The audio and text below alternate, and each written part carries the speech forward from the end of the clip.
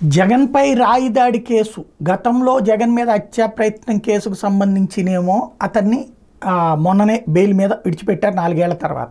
అప్పుడు జగన్ తనను తానే హత్యా ప్రయత్నం చేయించుకున్నాడని ప్రచారం చేశారు. కానీ ఏం జరిగింది అంటే 4 ఏళ్ల తర్వాత మొన్నే బెయిల్ మీద వచ్చాడు. ఇప్పుడు ఆ కేసు నడుస్తుంది. మరొక వైపున తాజాగా జగన్ మీద హత్యా ప్రయత్నానికి సంబంధించి హత్యా ప్రయత్నం అని నేను అన్నది రాయి దాడి చేశాడు.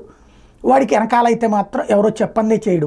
వాడికి డబ్బులు తీసుకుని చేసేటటువంటి క్యారెక్టర్ సతీష్ అనేవాడు ప్రస్తుతం అరెస్ట్ అయ్యి జైల్లో ఉన్నటువంటి నేపథ్యంలో వాడిని విచారించినటువంటి పోలీసులు ఆల్రెడీ ఆ రిపోర్ట్ అది సబ్మిట్ చేసేశారు. ఇప్పుడు వాడికి సంబంధించి ఈ జగన్ వ్యవహారం మీద ఈ విచారణ జగన్ గెలిస్తే కొనసాగుతుంది, ఓడితే పక్కకి వెళ్ళిపోతుంది. ఎందుకంటే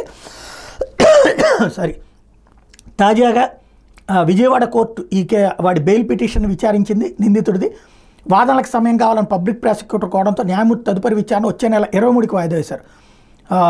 వచ్చే నెలకు కనుక ఒకవేళ జగన్ అధికారంలోకి వస్తే వీడిని అరెస్ట్ చేయడం వదిలిపెట్టడానికి వీలు లేదని వాదిస్తారు. ఒకవేళ జగన్ కనుక ఓడిపోతే మాకేం అభ్యంతరం లేదని ప్రభుత్వం వాదిస్తుంది.